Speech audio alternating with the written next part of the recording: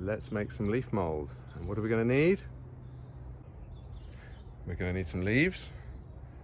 I have here a certain amount from a magnolia and an oak, some of which I've mounded up at least a bit before the battery on my battery powered leaf blower died.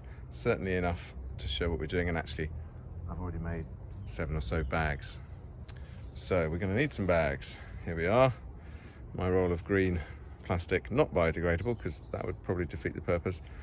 Bags sold for garden refuse, but possibly doesn't matter. Let's get on with it. Right, bag open. I pop it rather loosely in this green trug. You can get special plastics or sleeve things that are specifically made for this, and that probably would be better, but I'm getting away with this for now, and it means I haven't had to buy anything special. Right, gloves on, and let's scoop some leaves in. With not having enough hands, I can't show you how I usually do this. I haven't got the big green plastic leaf scoopy Edward Reiki hands attachments. These need quite a bit of squishing down in there, but eventually we get a surprising amount in, and that's really the trick, to get used to how much you can squeeze in without running out of room to tie off the bag. Well, that's just about there. You can see the trug does actually really help to stand the bag up and get stuff in once it's got going.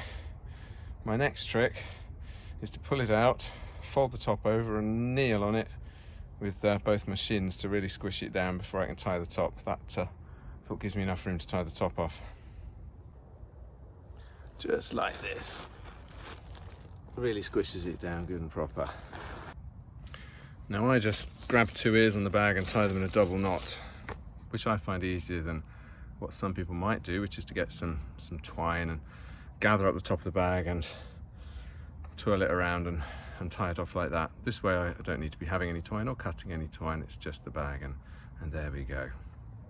One thing I didn't mention, if the leaves were dry, which they're not here, you'd be wanting to sprinkle a bunch of water in there with probably the watering can with the rose on it, to make sure there's enough dampness to actually get things going. In this case, the leaves are pretty damp coming off the ground, to be honest, and I'm electing not to put any in. We'll see how that turns out. The final thing that we do is poke some holes in the bag, for which I have just a standard garden fork, and we're going to make some holes in here so it doesn't fester too much, and to let a bit of air in, I suppose. That'll do. You might end up with quite a lot of bags if you've got a lot of leaves. This is only part way through. I'm going to end up with a lot more than this actually, and I haven't put holes in those other ones just yet, but I will, don't worry. I chose green bags because I thought that would blend into the garden better wherever I put them. To be honest, black bags probably would blend in better because they're just dark and they hide themselves away, but it doesn't matter. These are going to be going in a hidden corner. It's probably going to take 6 months plus, maybe 9 months to turn into good crumbly leaf mould. The thing you have to remember with leaf mould, it's not actually got much nutrition in it. What it's really good for is adding organic matter and structure to the soil, not for enriching it with nutrients. Well, I'll get a load of that. That's 14 bags full of leaves, damp leaves, holes in them with that fork. Just need to find somewhere to sling them, and we're done for today. Sad thing is, still a lot of leaves left on that oak tree. Oh well.